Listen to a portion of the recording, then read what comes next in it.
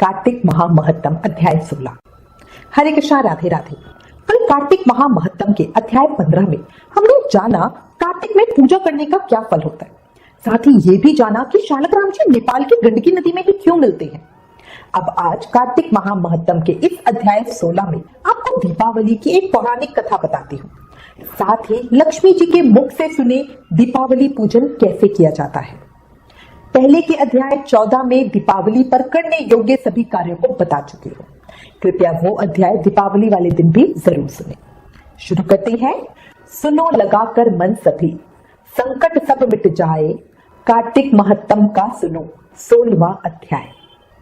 नारद जी कहने लगे, हे राजा पृथु, जो कार्तिक कृष्ण अमावस्या को दीपावली की पूजा करता है वह कभी दरिद्री नहीं होता। इस संबंध में एक पुरातन इतिहास सुनो।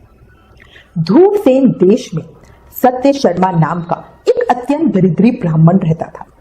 उसके मन में सदैव यही लालसा बनी रहती थी कि यदि मेरे पास धन हो तो मैं उसे दान आदि धार्मिक कार्यों में व्यय करूं। इसके लिए वह सदैव विष्णु जी का पूजन किया करता था। वह जो कुछ कमाता सब व्यय हो जाता। तब इस दरिद्रता निवारण का उपाय पूछने पर एक विद्वान ने उसे बताया कि तुम धन प्राप्ति के लिए शिव जी की आराधना करो। तब वो शिव जी का उपासक बन गया। एक वर्ष बीतने पर एक दिन शिव जी ब्राह्मण का रूप धारण करके उसके पास आए और बोले, हे विप्र, धन की प्राप्ति हेतु तुम राजा के पास जाकर उनसे वरदान मांगो कि कार्तिक वदी अमावस्या को हमारे सिवा और कोई अपने घर में दीपक न जलाए। ब्राह्मण ने ऐसा ही किया और राजा ने उसकी बात स्वीकार कर ली। कार्तिक कृष्ण अमावस्या से एक दिन पहले अर्थात चतुर्दशी को सत्य शर्मा ने राजा के पास जाकर उसका स्मरण कराया तो उसी समय राजा ने सारे शहर में ढिंडोरा पिटवा दिया कि अमावस्या को कोई भी अपने घर में दीपक न जलाए। राजा की आज्ञा अनुसार अमावस्या की रात्रि को किसी ने भी दीपक नहीं जलाया। जब रात्रि को लक्ष्मी नगर में आए तो देखा सारे नगर में अंधेरा है, मगर एक ब्राह्मण का घर खूब सजा हुआ है, साथ ही दीपमाला से जगमग हो रहा है। लक्ष्मी जी प्रसन्न होकर जब उस घर में जाने लगी तो ब्राह्मण ने उनका रास्ता रोक लिया और कहने लगा, हे भद्रे, तुम्हारे पति अत्यंत कठोर हैं और तुम चंचल हो, इस कारण हमारे घर में प्रवेश मत करो। तब लक्ष्मी जी कहने लगी, मैं भगवान के शयन के समय आई हूँ, अतः निश्चय करके तुम्हारे घर में वास करूंगी। यह सुनकर ब्राह्मण ने कहा, यदि तुम इस बात की शपथ लो कि 3 वर्ष प्रिया तुम हमारे घर से नहीं जाओगी और यहीं पर वास करोगी, तब हमारे घर में आ सकती हो। लक्ष्मी जी कहने लगी, यदि तुम विधि पूर्वक मेरा पूजन करोगे तो मैं निश्चय ही तुम्हारे घर में वास करूंगी। यह सुनकर ब्राह्मण ने पूछा, मैं किस विधि से तुम्हारा पूजन करूं?